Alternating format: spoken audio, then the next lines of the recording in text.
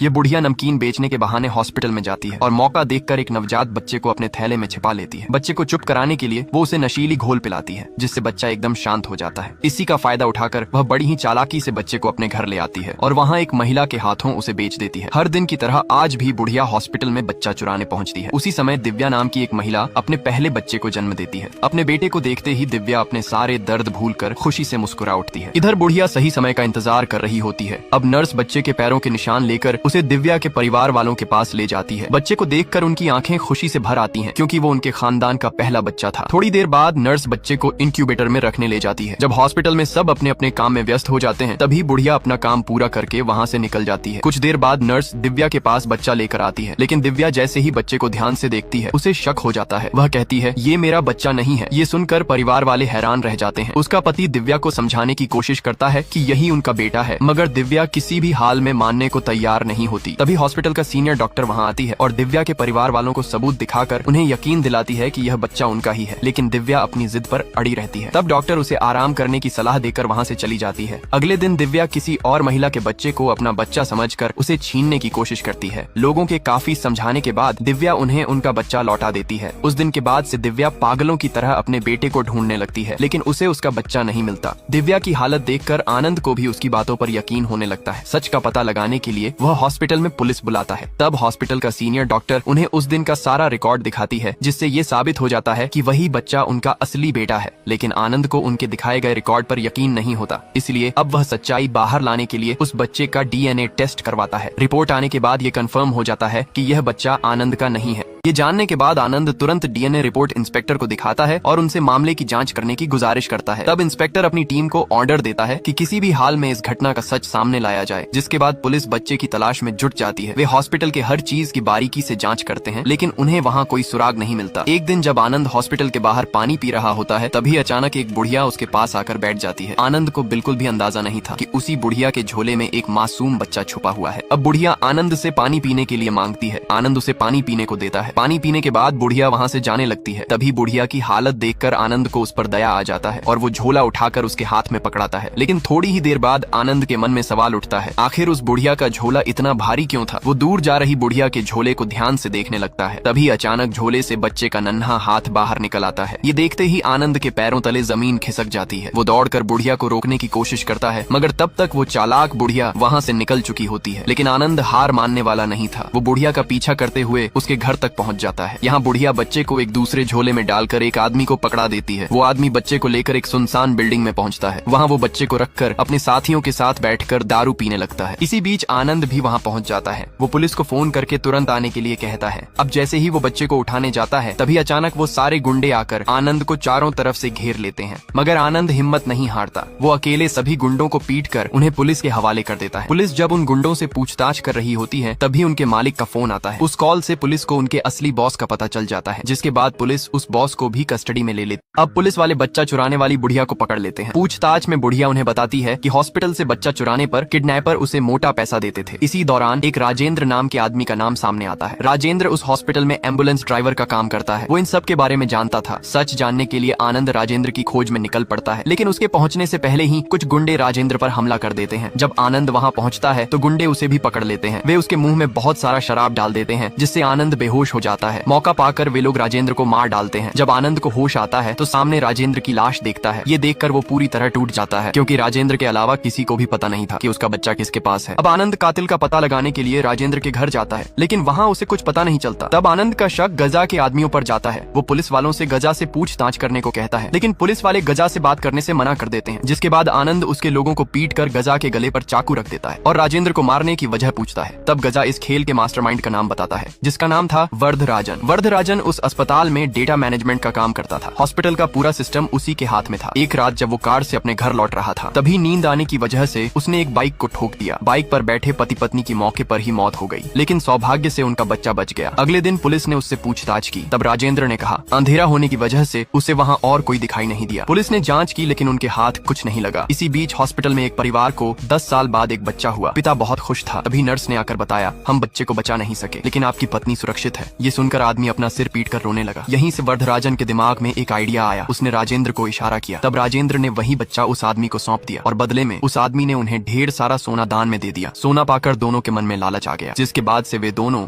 Hospital से बच्चों को चुराकर उन्हें महंगे दामों में बेचने लगे। अब वरदराजन राजेंद्र के साथ हॉस्पिटल से नवजात बच्चों को चुराकर उन्हें महंगे दामों में बेचने लगते हैं और बहुत ही जल्द वे इस धंधे से अच्छा खासा पैसा कमा लेते हैं। कस्टमरों की डिमांड पूरी करने के लिए उन्होंने एक टीम सेट की, जिसमें से एक यह बुढ़िया भी थी। एक दिन उनके पास एक बहुत बड़ा बिजनेसमैन बच्चा लेने आता है। उनका डिमांड था कि बच्चा शुभ समय पर पैदा हुआ हो और इसके लिए वो उन्हें 2 करोड़ देने के लिए तैयार था। लेकिन ऐसा बच्चा मिल पाना बहुत ही मुश्किल था, इसलिए वे दोनों एक पंडित के पास जाते हैं। पंडित किताब देखकर उन्हें बताता है कि जो बच्चा 15 जुलाई को जन्म लेगा वही शुभ कुंडली वाला माना जाएगा। पंडित की बातों में आकर वरदराजन हॉस्पिटल में एडमिट सभी गर्भवती महिलाओं का रिकॉर्ड चेक करता है और फिर वो उनमें से 3 ऐसे महिलाओं को सिलेक्ट करता है जिनकी 15 जुलाई को बच्चा होने की संभावना थी। उसने तीनों महिलाओं के हेल्थ अकाउंट पर नजर रखना शुरू कर दिया। अब 15 जुलाई को हॉस्पिटल में आनंद की पत्नी ने एक बच्चे को जन्म दिया। बच्चे का चेकअप हो जाने के बाद वरदराजन ने उस बच्चे की डिटेल पंडित को दिखाई। तब पंडित ने बताया कि समय के हिसाब से इस बच्चे की कुंडली शुभ है। जिसके बाद वरदराजन के आदमियों ने मिलकर उस बच्चे को हॉस्पिटल से गायब कर दिया और उसकी जगह एक दूसरे बच्चे को रख दिया गया। तब वरदराजन ने वह बच्चा उस बिजनेसमैन को बेच दिया। प्लान के मुताबिक सब कुछ सही चल रहा था, लेकिन जब आनंद की पत्नी ने उस बच्चे को पहचानने से इनकार किया तो उनकी मुश्किलें और बढ़ गईं। सच्चाई बाहर न आए इसलिए उसने राजेंद्र को मरवा दिया। इधर आनंद और उसकी पत्नी बच्चे को लेकर काफी परेशान थे। तभी एक महिला ने दिव्या से कहा कि उन्हें एक बार देवी माँ के मंदिर बच्चे के लिए मन्नत मांगने जाना चाहिए। महिला की बात मानकर दिव्या अगले दिन देवी माँ के दर्शन करने जाती है। उसी बीच वह बिजनेसमैन दिव्या के बच्चे का नामकरण कराने उसी मंदिर में आता है। उनके साथ वरदराजन भी था। अब पंडित उनसे बच्चे के राशि के बारे में पूछते हैं। राशि सुनकर दिव्या जान जाती है कि यह उनका ही बच्चा है। वह महिला से बच्चा छीनने की कोशिश करती है, लेकिन वरदराजन दिव्या से बच्चा लेकर जाने लगता है। तभी वहाँ आनंद भी आ जाता है। सच जानने के बाद वह वरदराजन को पीटकर उससे अपना बच्चा छीन लेता है। उसी दौरान राजेंद्र का बेटा आकर वरदराजन को चाकू मार देता है, जिससे वरदराजन की मौत हो जाती।